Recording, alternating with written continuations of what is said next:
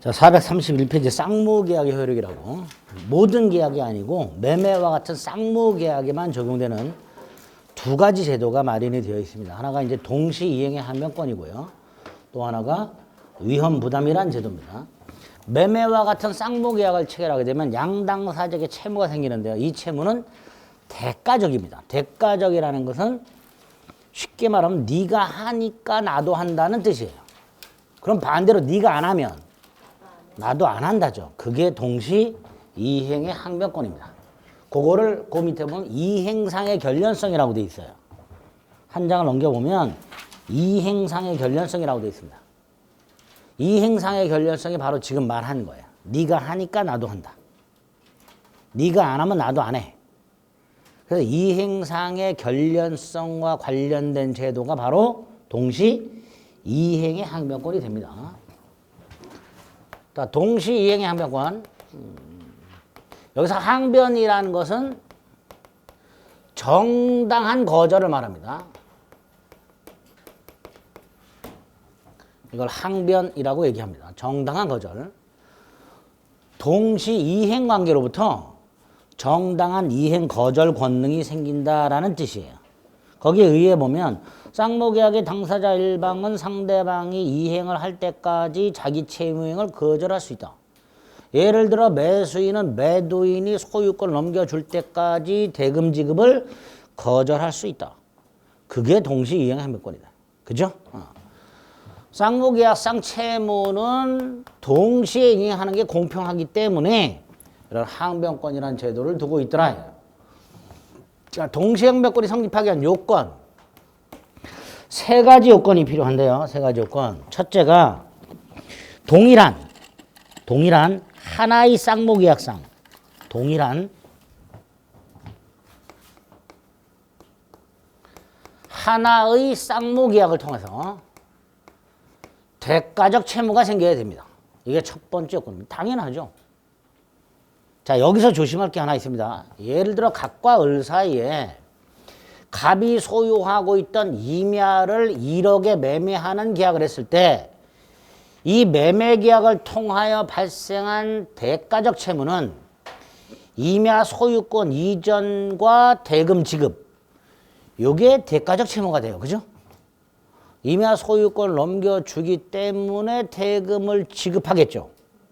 이 두 개가 대가적 채무가 돼요. 그런데 갑과 을이 특약을 합니다.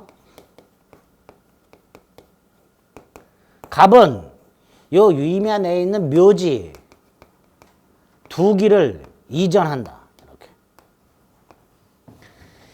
자, 이때 갑이 묘지 두 기를 이전해야 될 채무는 임야 매매 계약을 통하여 발생한 채무가 아니라 별도의 특약을 통해서 발생한 채무죠. 그죠? 그러니까 요 채무는 을의 대금 지급과 동생 관계가 아니다가 되는 거예요. 그게 원칙이 되는 거예요. 첫 번째 요건에서 그걸 기억하셔야 됩니다. 그래서 오른쪽에 보면 양 채무가 서로 대가적 의미를 가지고 있을 것이라고 되어 있죠. 따라서 첫 번째 줄 별개의 원인으로부터 생기거나 어떤 채무가 별개의 원인으로부터 생겼다. 무슨 뜻이에요? 특약을 통해 생겼다. 이런 뜻이에요. 요거는 계약상 채무와 동생관계가 아니다. 이게 첫 번째 요건에서 기억하실 내용입니다. 나머지는 지금 볼 필요 없고요.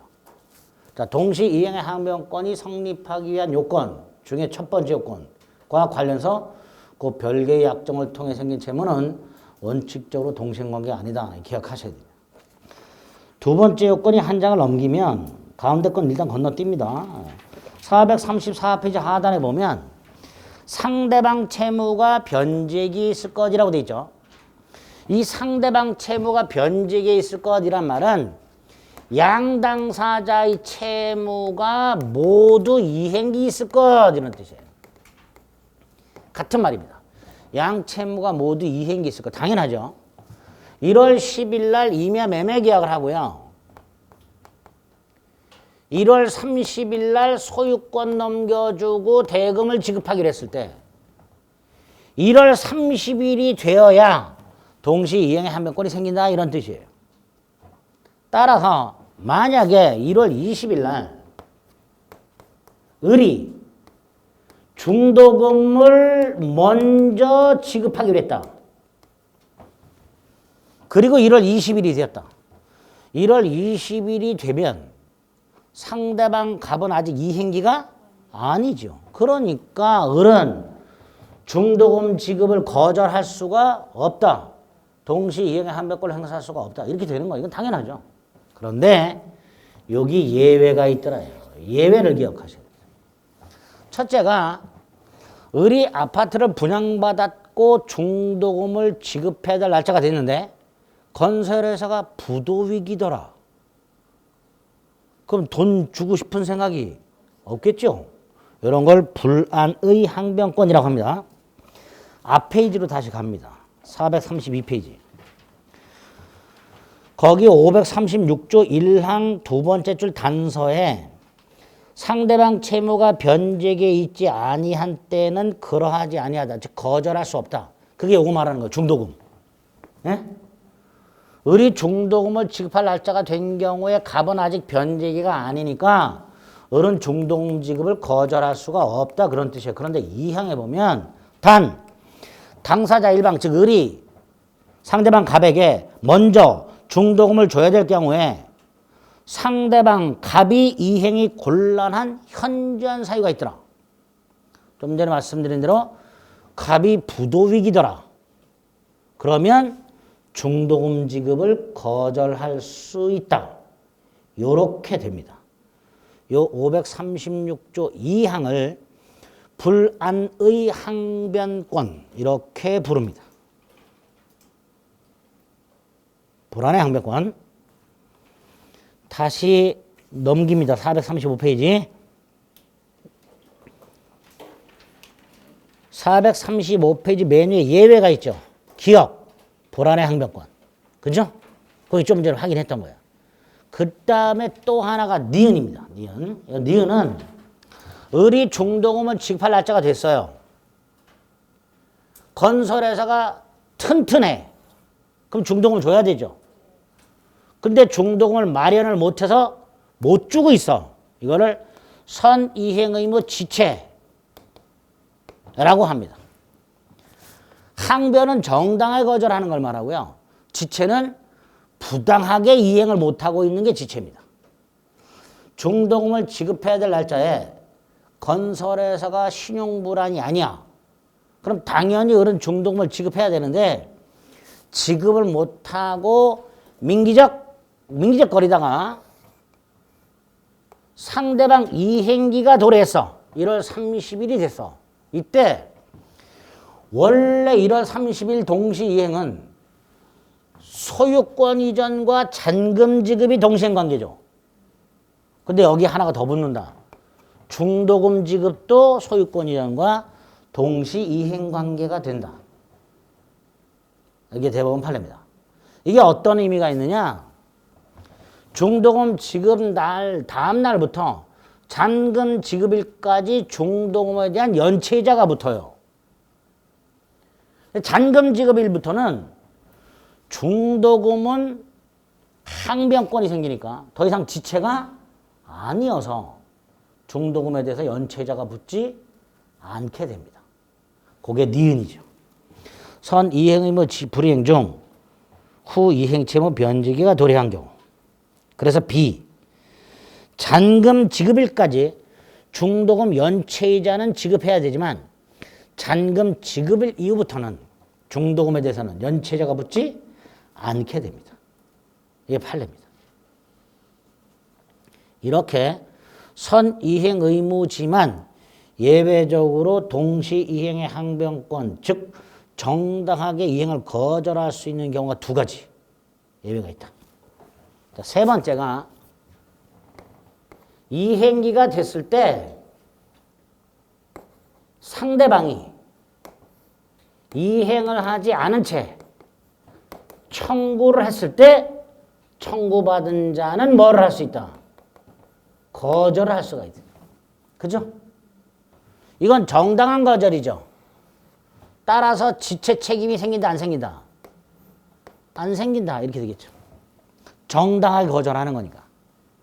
반면에 만약에 1월 30일 날 갑이 1월 30일 날 을에게 소유권을 넘겨주면서 이행 또는 이행 제공을 하면서 대금을 청구하는 경우에는 을은 대금 지급을 거절할 수가 없지요. 다시 말해서 항변권을 행사할 수가 없게 됩니다. 그리고 지급을 해야 되죠. 만약에 지급을 못하면 뭐가 되는 거예요? 지체가 되는 거예요. 지체가 되는 거예요. 여기서 조심할 거. 갑이 이행 또는 이행 제공을 하면서 청구하는 경우에 을은 항변권 행사 못한다 그랬죠. 자, 이 상태에서 만약에 갑이요 2월 10일쯤 다시 을에게 청구를 해요. 다시 돈 달라 그래. 근데 요때는 이행을 중단해. 자, 요 경우 을은 대금 지급을 거절할 수 있는가에 문제가 생겨요. 있을까요? 없을까요? 있어야죠. 당연히 있어야죠. 그죠? 한번 지체에 빠졌다 해서 항변권을 행사할 수 없을 뿐 항변권 자체가 소멸하는 것은 아니기 때문에 한번 지체에 빠졌던 자라 하더라도 항변권을 행사할 수 있다. 요렇게 됩니다. 요 세 번째 요건 가서 요거를 꼭 기억하셔야 됩니다. 그래서 435페이지 안 걸어 3번 상대방의 이행 또는 이행 제공을 하지 아니할 것과 관련해서 한 장을 넘기면 수령지체라는 게 나와 있습니다. 갑이 이행 제공을 했음에도 불구하고 을이 대금을 지급하지 못해요. 지체라 그랬죠. 그래서 갑으로부터 받지를 못해. 돈을 못 주니까 못 받아. 이걸 수령지체를 합니다.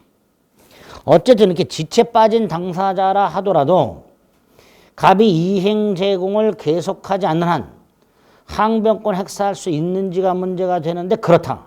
그래서 판례 보면 쌍모계약의 당사자 일반 갑이 먼저 제공을 하고 을을 지체에 빠지게 했다 하더라도 그 이행 제공이 계속되지 않는다면 과거 갑이 한번 이행을 했다는 사실만으로 을의 항변권이 소멸하는 것은 아니더라 말이죠. 그죠? 그거를 이해해 주셔야 됩니다. 이렇게 세 가지 요건을 갖추면 그리고 세 가지 요건 가서 각각 독특한 거 그런 거 딱딱 하나씩 체크해서 기억해 두시면 돼요. 이렇게 항변권이 생기면 그 효과 세 가지 기억합니다. 첫째, 이행 거절이라고 그랬죠. 정당하게 이행을 거절할 수 있습니다. 언제까지? 네가 할 때까지. 잠시 뒤로 미루죠. 이런 걸 연기적 항변권 이렇게 부릅니다. 두 번째, 항변권을 갖고 있다는 것은 정당하게 거절한다는 거죠. 따라서 지체 책임이라는 게 생기지 않게 됩니다. 이게 두 번째. 세 번째, 이 소송상 효력을 기억하셔야 되는데 이런 경우 한번 생각해 보세요. 자, 동시한법권의 효력을 보고 있는데 갑이란 놈이요. 을을 상대로 대금 지급 소송을 제기합니다. 자, 소송을 제기한 사람이 원고입니다. 대금을 지급하라. 이렇게. 그런데 그 소장에다가 지가 소유권을 안 넘겨주고 있다는 말은 쏙 뺐어요. 보통 소 제기하는 놈들은 지가 유리한 것만 적습니다. 소장에. 그러니까 법원의 입장에서는 을이 대금을 왜 지급하지 않는지를 알 수가 없어요. 그래서 물어봐요. 너 왜 돈 안 주냐고. 그럼 당연히 을은 갑이 물건 안 넘겨주기 때문에 항변권을 행사하고 있습니다. 라고 주장을 해야 되겠죠. 민사소송은 당사자가 주장해야만 판단한다 그랬습니다. 따라서 갑이 소송을 제기한 경우 을 피고에게 항변권이 있다면 이 항변권을 소송에서 주장을 해야 법원은 판단해 주게 됩니다. 주장하지 않으면 판단한다, 안 한다? 판단해 주지 않습니다. 여기서 소송상 주장을 원용이라고 합니다. 소송상 주장을 원용이라고 해요. 그러니까 결국 상대방이 소송을 제기했을 때 피고가 항변권을 원용해야 법원은 판단해 준다, 이런 뜻이에요. 두 번째, 을이 항변권을 원용함으로써 법원이 그걸 판단해 봤더니 을의 주장이 타당해. 을의 주장이 타당하다면 당연히 요 놈을 패소시켜야 되죠. 그런데 우리 대법원은 원고를 패소시키지 않고 이렇게 판결해 줍니다. 을은 갑으로부터 소유권을 넘겨받는 것과 상환하여 대금을 지급하라. 이렇게 판결해 줘요. 을의 항변권을 법원이 받아주게 되면 소송을 제기한 원고를 패소시키는 것이 아니라 원고 일부 승소 판결해 줍니다. 원고가 소장에 대금을 지급하라는 판결을 구합니다라고 써요. 판결이 대금을 지급하라라고 나와요. 결국 원고가 승소를 해요. 다만 전부 승소하는 게 아니라 원고도 뭘 이행하라는 단서를 달아요. 원고로부터 소유권을 넘겨받는 것과 상환하여 대금을 지급하라. 이렇게. 요거를 원고 일부 승소 판결, 상환 이행 판결, 요렇게 부릅니다. 요 세 가지가 오늘 기억하셔야 될 동시 이행 항변권의 효과가 됩니다. 나머지 오른쪽에 있는 건 봐오면 머리 깨집니다. 지금 하는 세 가지 기억합니다. 자, 여기까지가 동시 이행 항변권의 기본이 되는 것들이에요. 그 다음에 우리 시험에 동시 이행의 항변권 문제가 이런 식으로도 나옵니다. 지금 본 거는 단순히 다음 중 동시 이행의 항변권에 관련된 설명으로 옳은 것을 틀린 것은 이렇게 나오게 되면 지금 봤던 것들이 나와요. 그런 형태의 문제가 하나 있고요. 또 하나는 박스가형의 문제 등을 내면서 다음 중 동시 이행 관계인 것 아닌 것을 구별해라. 이런 문제가 나오기도 합니다. 즉 갑과 을이 각각 채무를 부담하고 있는데 갑의 채무와 을의 채무가 있는데 이 채무가 동시이행 관계냐 아니냐 이걸 판단하라는 문제가 나와요. 그러면 이걸 판단하려면 이 요건 가지고 판단하면 되죠. 근데 이 요건 가지고 판단하기가 굉장히 어려운 게 있어요. 즉 예외들이 있어요. 동일한 쌍모계약을 통해서 발생한 대가적 채무가 아님에도 불구하고 동시행관계가 인정되는 것. 지금 이런 게 예외란 말이에요. 불안한 항변권 같은 거. 그죠? 그러다 보니까 우리가 요건만 가지고는, 그것만 가지고는 동시이행 관계인지 아닌지를 구별해라 라는 문제가 나왔을 때 쉽게 구별이 안 됩니다. 그래서 434페이지를 가면 박스가 있어요. 여기에 나와 있는 것들이 시험 문제 내는 것들이에요. 동시행 관계다. 아니다. 구별하라.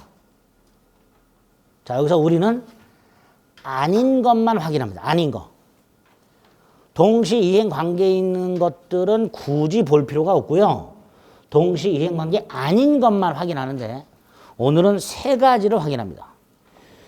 거기 통설 판례가 인정하는 경우 박스 안에 보면 확성기, 스피커 표시가 되어 있는 거 있죠?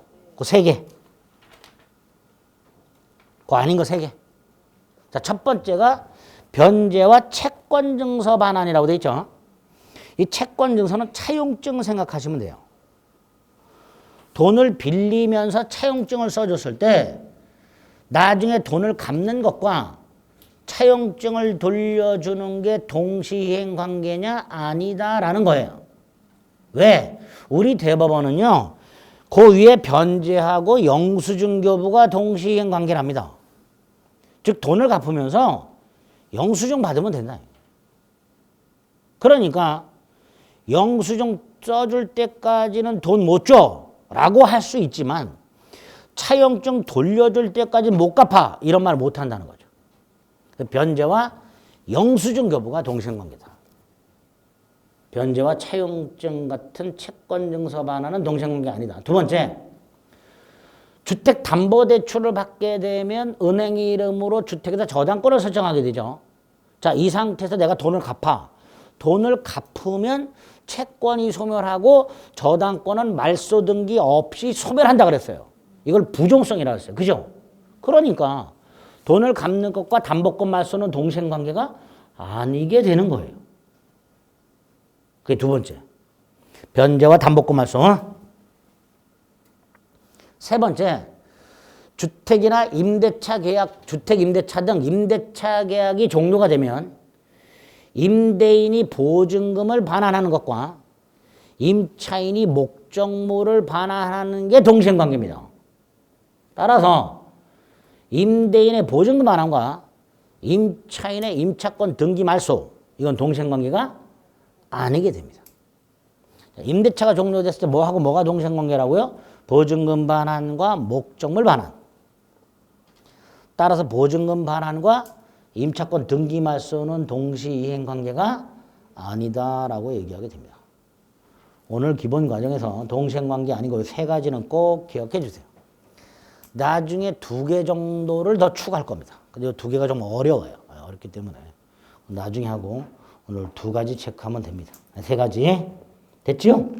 동시행배권은 요 정도, 일단 확인하시면 됩니다. 자, 쌍무계약에서 두 번째로 봐야 될게요. 437페이지에 가면 위험부담이라는 제도가 나왔습니다. 위험부담이 뭐고 요건은 뭐고 효과는 뭐냐? 의, 요건, 효과. 한꺼번에 생각해 봅니다. 뜻이 뭐냐? 갑과 을 사이에 1월 10일 날 갑이 갖고 있던 토지 또는 건물을 매매를 했고요. 1월 30일 이행하기로 했습니다.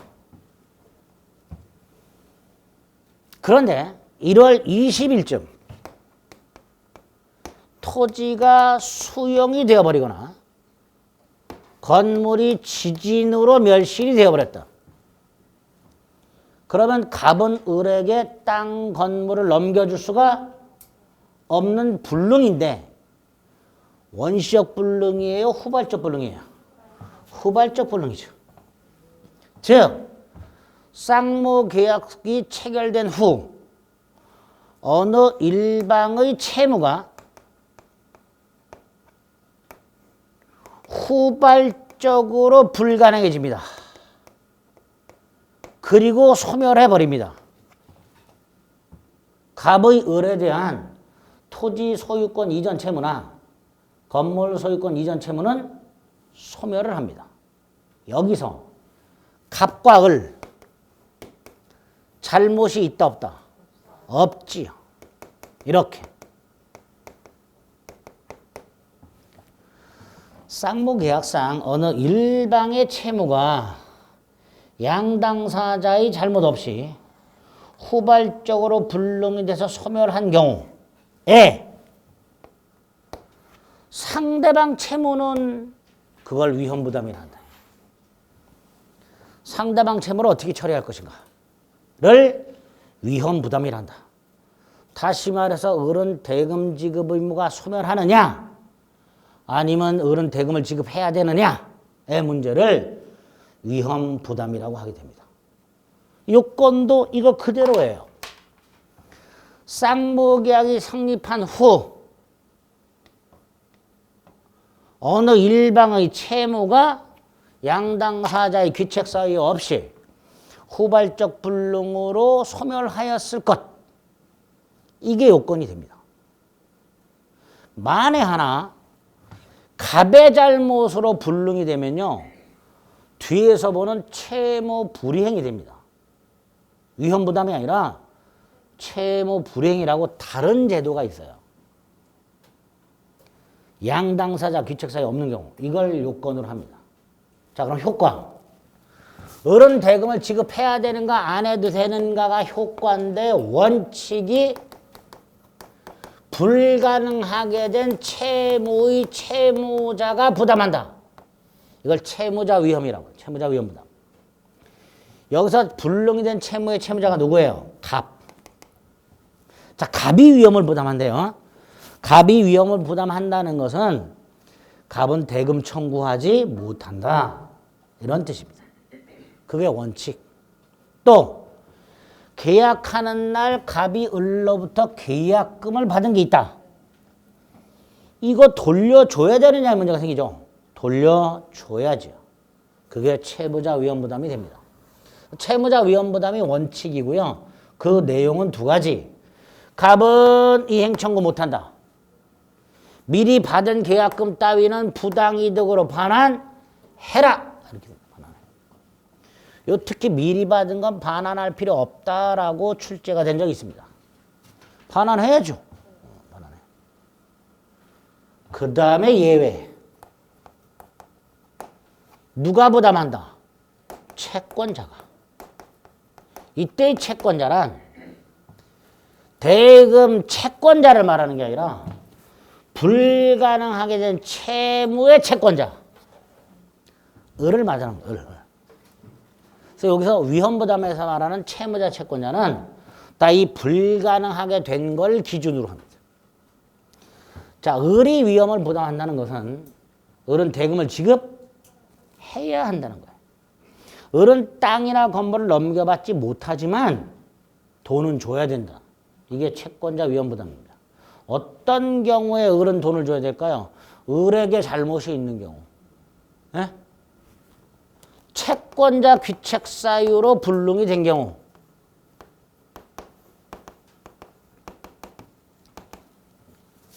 갑의 건물을 산 을이 대금을 지급하기 전에 목적물 한번 현장에 보러 왔어요. 그런 경우 왕왕 있죠. 그리고 담뱃불을 제대로 끄지 않아가지고 을에 담뱃불이 옮겨 붙어가지고 홀랑 다 타버렸어요. 을의 잘못이죠. 을의 잘못으로 갑의 채무가 불가능해졌습니다. 그러니까 을이 책임져야죠. 또 하나는 1월 30일 날 건물이 멀쩡히 있었어요. 그리고 1월 30일 날 갑이 을에게 소유권을 넘겨주면서 대금을 청구했습니다. 그럼 을은 대금을 지급해야 되죠. 지급하고 건물을 수령해야 되잖아. 그런데 을이 돈을 마련 못해서 대금을 지급하지 못하고 따라서 건물을 수령을 못해. 채권자 지체 또는 수령지체라고 합니다. 그럼 갑은 1월 30일 날 소유권을 넘겨주려고 서류를 가져왔다가 을이 돈을 안 주니까 서류를 수령을 안 하니까 도로 가져갔겠죠. 그죠? 그 상태에서 지진이 났어. 지진이란 건 갑을에게 잘못이 없는 거죠. 원래 갑을에게 잘못이 없을 때는 채무자가 위험을 부담해야 되지만 을의 지체 중인 경우에는 양당사자의 귀책 사유가 없다 하더라도 을이 지체 중이었으니까 을이 책임을 지란 말이죠. 그래서 두 가지 경우에 을이 위험을 부담하게 됩니다. 여기서 이런 문제가 하나 더 생기죠. 을은 대금을 지급하죠. 갑 대금 받았죠. 근데 갑은 소유권은 안 넘겨줬죠. 못 넘겨주잖아. 양도세를 안 내요. 그죠? 양도세라는 게 뭐예요? 소유권 넘겨주고 일정 기간 내 신고 납부잖아요. 근데 소유권 안 넘겨줬으니까 양도세를 안 내. 보상금 받아. 보험금도 받아. 갑은 을로부터 돈 받았고 양도세 안 냈고 보상금 수령했고 보험금 도랑치고 가재 잡고 꽁도 먹고 알도 먹어. 우리 민법은 이런 이중, 삼중 이득을 허용하지 않습니다. 그럼 어떻게 해야 돼요? 갑은 을로부터 대금을 받았고 대신 자신 채무에 이행을 안 했죠. 그러므로 인하여 별도로 생긴 이득, 그 이득은 을에게 상환하라. 이렇게 채권자 위험부담의 경우에는 갑은 돈을 받으니까, 대금을 받으니까 별도의 이득이 있다면 그 이득은 을에게 상환하라 라고 하게 됩니다. 이런 걸 위험부담이라 한다. 그래서 437페이지 맨 밑에 의의가 있고요. 이 위험부담은 보통 한 3년에 한 번, 2년에 한 번 이렇게 나오던 거예요. 근데 최근에 작년을 빼고 한 3연장 나온 적이 있어요. 그래서 제가 작년에는 이거 3연장 나왔기 때문에 올해는 나오진 않을 겁니다. 그런데 안 나왔어요. 감사. 근데 한 번 건너뛰었으니까 올해 나올 여지가 있습니다. 자, 원칙 있죠? 537조. 조문 확인하고 동그라미 2번 효과, 기억, 니은. 기억만. 니은은 됐고 기억만. 네, 기억만 확인하시면 되고요. 밑으로 가면 채권자 지체라고 돼 있죠? 채권자주의라고 돼 있죠? 채권자주의는 뭐라고 돼 있어요? 쌍무계약의 당사자 일방 채무가 채권자 책임 있는 사유로 이행할 수 없게 된 때. 그 다음 그 밑에 채권자 수령 지체 중 당사자 쌍방 책임 없는 사유로 이행할 수 없게 된 때. 두 가지. 두 가지의 경우에 채무자는 이행을 청구할 수 있다. 근데 이 항에 채무자가 이익을 얻은 게 있다면 그 이익은 채권자에게 상환하라. 그렇게 되어 있죠. 그죠? 그 정도. 오른쪽 예제를 보세요. 틀린 것 고르라고 되어 있는데요. 4번을 보세요. 당사자 쌍방 귀책 사유 없는 불능이라고 되어 있죠. 채권자 지체란 말 없죠. 그러면 채무자 위험으로 가야죠. 그럼 갑은 대금 청구를 못하고요. 지급받은 계약금은 돌려줘야 한다고 그랬죠. 그러니까 4번이 틀린 지분이 됩니다. 이런 식으로. 됐죠? 이런 걸 위험부담이라 한다. 쌍무계약에 적용되는 두 가지 중요한 제도를 봤습니다. 자, 이제 현재 440페이지를 가면 제3자를 위한 계약이라는 게 나옵니다. 이것도 아주 중요하다고 그랬죠. 거의 매년 나옵니다. 제3자를. 자, 제3자를 위한 계약이 뭐냐? 갑과 을 사이에 매매 계약을 합니다. 매매 계약을 하면 당연히 계약 당사자에게 채권 채무가 생기죠. 그런데 갑이 을에게 계약을 하면서 이렇게 요청을 합니다. 대금을 1억을 정했는데 대금은 병에게 지급하라. 이렇게 요청을 해요, 갑이. 을이 그걸 수락을 합니다. 알았다. 이렇게. 만약에 이렇게 약속을 했다면 을은 병에게 대금을 지급해야 되죠. 다시 말해서 병이 권리가 생겨요. 이렇게 쌍무계약의 당사자가 아닌 제3자에게 권리가 생기는, 제3자에게 계약상 권리가 생기는 이런 계약을 제3자를 위한 계약이라 이렇게 부르게 됩니다. 제3자를 위한 계약. 자, 제3자를 위한 계약이 체결하게 되면 세 사람 관계가 성립하죠. 요걸 이제 삼면 관계라고 부르는데, 먼저 제3자에게 이행할 것을 요청하는 사람을 요약자, 수락하는 사람을 낙약자라고 부르고요. 낙약자는 제3자에게 이행을 해야 되죠. 채무자가 됩니다, 얘가. 그리고 얘가 이제 수익자가 될 텐데요. 자, 여기서 요 둘의 관계를 기본관계, 보상관계 이렇게 부르고요. 요 둘의 관계를 대가관계 이렇게 부르는데, 이 관계가 제3자를 위한 계약에 영향을 주냐 안 주냐 요게 포인트가 됩니다. 자, 먼저 기본 관계를 봅니다. 병이 을에게 대금을 청구했는데 을이 아직 갑으로부터 소유권을 넘겨받지 못한 상태예요. 그럼 을은 병한테 나 아직 갑으로부터 소유권 넘겨받지 못했다. 돈 못 줘. 라고 할 수 있지요, 분명히. 있지요. 그러니까 여기에 설령 무슨 문제가 생겼다 하더라도 대금을 지급을 거절할 수 없는 거 아니죠. 문제가 생기면 뭐 할 수 있다? 거절할 수 있다가 되는 거예요. 즉 기본관계, 보상관계는 제3자를 위한 계약에 다이렉트로 영향을 미치게 됩니다. 반면에 병이 을에게 대금을 청구했을 때 을이 너와 갑의 관계를 밝히기 전까지는 돈 못 줘.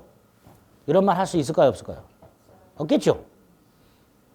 갑과 병 사이에 어떤 관계가 있는지 그거는 갑을 간의 계약하고는 아무런 상관이 없잖아. 그러니까 설령 이 대가 관계에 뭔가 문제가 생겼다 하더라도 갑이든 을이든 자신 채무행을 거절할 수가 없다가 됩니다. 요거 꼭 기억하셔야 돼요.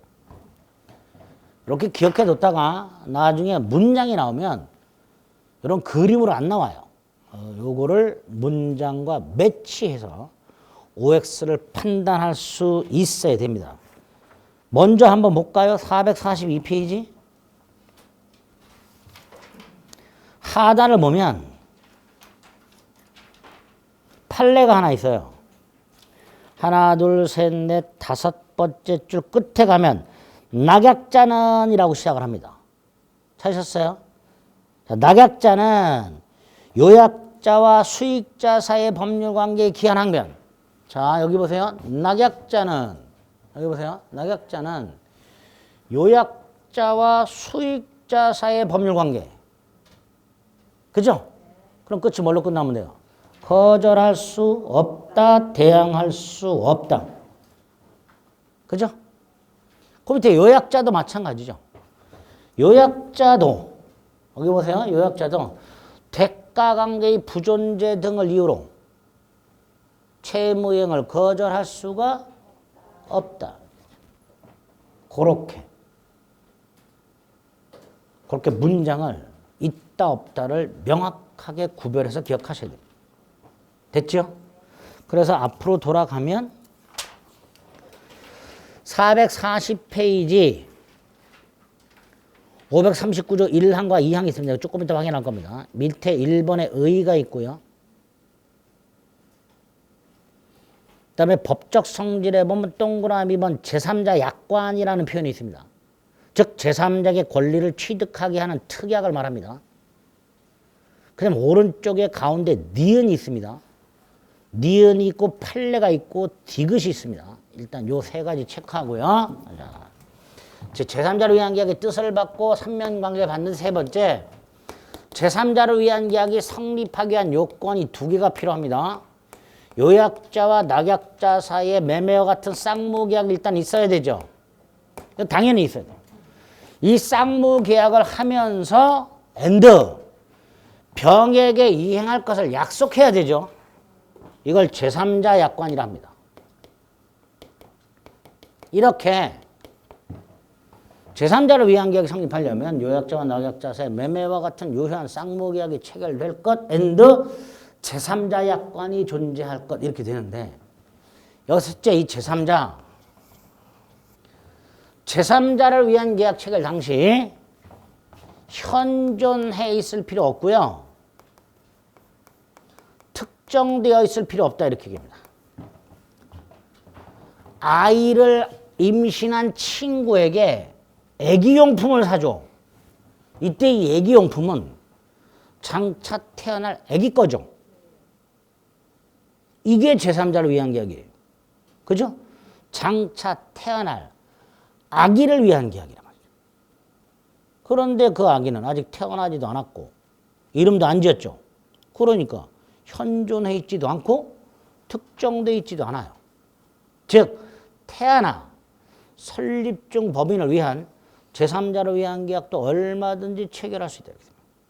자, 두 번째, 제3자를 위한 계약은요, 제3자에게 권리가 생기는 거예요.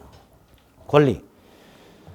맨 위에 539조 1항을 보면 계약에 의하여 당사자 일방 을이 병에게 이행할 것을 약정한 때 제3자는 그 을에게 직접 청구할 수 있고, 2항 제3자의 권리는 이라고 되어 있죠. 그러니까 우리 민법은 제3자를 위한 계약이란 제3자에게 권리가 생기는 거예요. 그런데 당사자가 이렇게 약속을 했어. 갑이 을에게 물건을 팔면서 내가 대금을 안 받을 테니, 예? 대금을 안 받을 테니 너 병한테 꿔준 돈 받지 마. 을이 병한테 꿔준 돈이 1억이 있었는데 갑이 이렇게 물건을 팔면서 대금 안 받을 테니까 너 병한테 꿔준 돈 받지 마라. 그래서 을이 알았다 그랬어. 이렇게 계약을 하면 병은 을에 대해서 권리를 취득하는 게 아니고 채무를 면제받았어요. 그죠? 이것도 제3자를 위한 계약이냐 이 문제가 생기는 거예요. 우리 민법이 제3자를 위한 계약은 제3자에게 권리가 생기는 것으로 규정을 해놨기 때문에 권리가 생기는 게 아니라 의무를 면제받는 거, 이것도 제3자를 위한 계약으로 처리할 거냐의 문제가 생기고, 우리 대법원 그렇다. 그게 오른쪽 판례입니다. 두 번째 거. 자주 등장하는 판례입니다. 자, 세 번째, 제3자가 취득하는 건 그 디귿, 주로 채권. 오로지 채권이 아니라 주로 채권. 왜? 반대의 경우 생각해 보세요. 을이 갑에게 내가 돈 줄 테니 물건은 병한테 갖다 줘. 그럼 병은 물권을 취득하죠. 특허권을 사면서 이름은 병의 이름으로 해줘. 그럼 병은 특허권을 취득해요. 이런 식으로 제3자가 취득하는 것은 주로 매매대금 채권 같은 채권이지만 채권에 한하는 것은 아니다. 이렇게 됩니다. 그 다음, 이렇게 제3자를 위한 계약이 체결됐을 때 막바로 병에게 권리가 생기는가? 그건 아닙니다. 보세요. 병이 갑에게 1억을 빌려준 돈이 있었는데 그 상태에서 갑이 을에게 물건을 팔면서 돈은 병에게 줘라. 을이 알았다. 그 다음 갑은 병에게 연락을 하겠죠. 야, 내가 너한테서 꾼 1억 을한테 받아. 이렇게 알려줄 거예요. 그죠? 이때 병. 기분 나쁘죠? 여러분이 병이라면 갑에게 돈을 꿔줬고 갑으로부터 받아야 되는데 느닷없이 갑이 을한테 받으래. 그럼 기분이 좋을 리가 없죠. 그러니까 둘 사이에 제3자를 위한 계약이 체결됐다 해서 막바로 벽에게 권리가 생기지 않습니다. 그래서 제3자 권리 발생 요건이 따로 있다.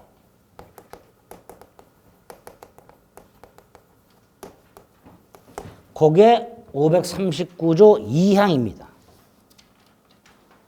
539조. 539쪽이 아니고 저는 몇 쪽 안 합니다. 몇 페이지라고 그러지. 조란 말이 나오면 몇 조. 539조 2항이 뭐라고 했어요? 전항의 제3자 권리는 채무자에 대하여 이익을 받을 의사를 표시할 때 생긴다라고 돼 있죠. 자, 여기서 채무자가 누구예요? 낙약자. 자, 아까 갑이 병한테 야, 을한테 돈 받아. 그랬을 때 병이 갑에게 알았어. 갑에게 알았어. 이것만으로는 병의 권리가 생기질 않아요. 전화 끊고 병이 을에게 연락을 해서 야, 나한테 돈 내놔. 이렇게 해야 병에게 권리가 생깁니다. 그게 539조 2항입니다. 요약자가 아니라 낙약자에게 이익을 받을 의사를 표시해야 제3자에게 권리가 생깁니다. 그래서 제3자가 요약자가 아니라 낙약자에게 소유의 의사를 표시해야 제3자의 권리가 생기는데 이 수익을 받겠다는 의사표시는 제3자를 위한 계약 성립 요건 아니죠. 제3자 권리 발생 요건에 불과합니다. 제3자를 위한 계약은 이거 없어도 이것만으로 얼마든지 유효하게 성립합니다. 갑을 사이에. 다만 제3자 권리는 따로 생긴다 이런 뜻이에요. 그런데 만약에 병이 을에게 수익의 의사를 표시하지 않고 있어. 수익의 의사를 표시하지 않고 있다면 을은 병에게 대금을 지급할 수가 없어요. 을은 병에게 대금을 지급할 수 없기 때문에 갑으로부터 물건을 받지도 못하게 됩니다. 즉 병이 수익의 의사를 표시하지 않고 있으면 을은 언제까지나 기다려야 되는 이런 문제가 생겨요. 그죠? 그러니까 이런 경우에 을이 병에게 물어볼 수 있도록 해놨습니다. 뒤에서 확인할 거예요. 병이 수익에서 표시를 하지 않고 있다면 채무자인 낙약자는 상당한 기간을 정하여 이익을 누릴 것이냐 받을 것이냐 향수할지 여부를 최고할 수 있다. 이때 병이 대답을 안 한다. 그러면 병은 수익을 거절한 것으로 본다. 이렇게 조문을 주게 됩니다. 수익의 의사표시 와서 요거까지 기억을 하셔야 돼요. 자, 5번째. 제3자를 위한 계약의 효력과 관련해서는 자, 오늘 요거 이제 제일 중요한 거 이해하셔야 됩니다. 병이 을에게 수익의 의사를 표시합니다. 그럼 병의 권리가 확정적으로 생기죠.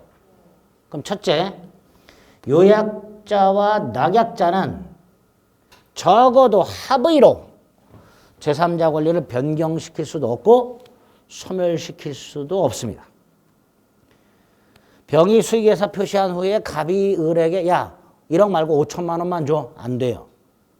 갑이 을에게 야 주지 마 병한테. 안 됩니다. 이렇게 제3자 수익에서 표시하여 제3자에게 권리가 생긴 후 요약자와 낙약자는 제3자 권리를 변경 소멸시킬 수가 없습니다. 이 첫 번째. 두 번째로 자, 수익에서 표시했으니까 이행을 해야 되잖아요. 을이 이행을 안 해. 이행을 하기로 했고 병도 을에게 수익에서를 표시했음에도 불구하고 을이 이행을 안 해. 그러면 뒤에서 보겠지만 세 가지 효과가 생깁니다. 계약 해제, 원상회복, 손해배상. 자, 여기서 먼저 해제. 을이 채무를 병에게 이행을 안 할 때 병이 이 계약을 해제할 수 있을까? 병이 계약을 해제할 수 있을까요? 없을까요? 없습니다. 병은 계약 당사자가 아닙니다. 해제는 갑이 하게 됩니다. 두 번째, 1억을 지급하기로 했는데요. 을이 3천만 원만 준 상태에서 나머지 7천만 원을 이행하지 않고 있어.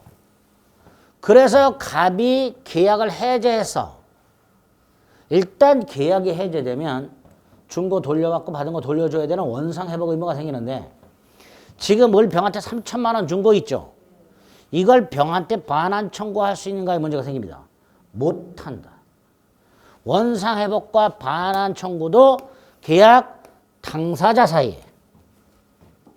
즉 을이 제3자 병에게 지급한 것, 이행한 것이 있다 하더라도 계약이 해제된 경우 을은 병에게 반환 청구를 못하고 갑에게 반환 청구하게 됩니다. 갑에게.